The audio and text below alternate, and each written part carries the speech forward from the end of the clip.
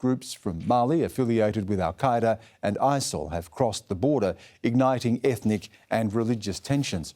The UN says more than 700 people have been killed since 2015 and almost 500,000 have been displaced. Michael Amoah is a visiting senior fellow at Firoz Lalji Centre for Africa at London School of Economics, and he joins us on Skype from Kent. It's nice to have you with us. Why are we seeing an attack such as this now? What does it tell us about these fighters, these groups, and the strength that they have? Well, it tells us that these groups are very determined to actually want to set up an Islamic caliphate or an Islamic state in the sub-region. But it also tells us actually that Burkina Faso and other G5 countries are paying the price for their contribution to the global war on terror. For example, hosting drone bases, hosting military facilities that are actually being used to combat the global war on terror. And that's part of the backlash. Although we're also aware of the spillover of insurgencies from Mali and Chad towards Burkina Faso. One of the things, the question still that hasn't been answered here is just who these groups are linked with, and it's widely speculated that potentially outside groups such as Al-Qaeda or ISIL. How do you see that? Well, these are jihadi insurgencies. They are linked to the Islamic State for the Greater Sahara. They're also linked to Al-Qaeda.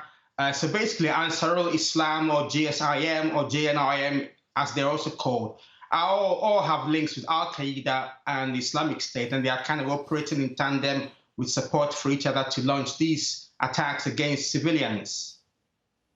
Michael, this attack comes, of course, just a week after we saw the French President Emmanuel Macron in the region, and questions about the level of commitment, ongoing commitment to France for that fight against these groups and the call for international support. So what more is needed internationally, and what is lacking in the security forces within the Sahel to be able to deal with this threat?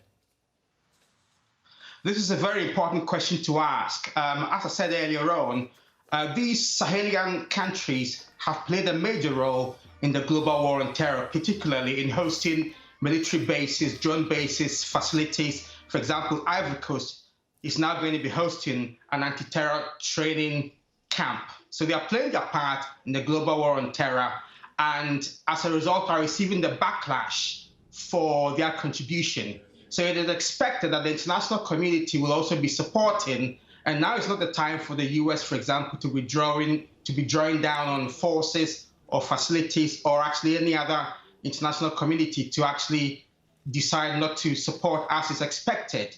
I mean, ECOWAS has been holding a few emergency meetings recently, like 4 days ago, trying to see how best it can actually galvanize forces to defeat these Islamist forces. And there's also going to be a meeting in January with the G5 and President Macron to try and thrash out some of these things. I think what we really need is a coalition of strong effort and strategic capability to try and actually step up to defeat these insurgencies as much as they're also setting up to achieve their aims. Michael, just a final thought from you as well. While there are the bigger geopolitical questions, there are also questions that are much more domestic in nature. And we heard from our reporter a failure of countries like Burkina Faso to deal with issues such as poverty that's fueling some of this.